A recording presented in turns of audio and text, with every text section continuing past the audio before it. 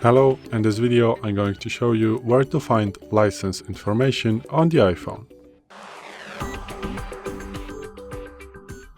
So, today in front of me is the iPhone 12 with the iOS 17.4, but it really doesn't matter which iPhone you have or which version of the iOS, it is all going to work the same. So, you want to open the settings, then go to the general section, which is this icon right here.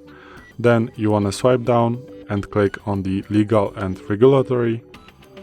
And here you are going to find the second option is called license. So here you are going to find every license information of the iPhone. So this is it. Thanks for watching. I hope this video helped you. If it did, please leave a like and consider to subscribe to our channel. Bye.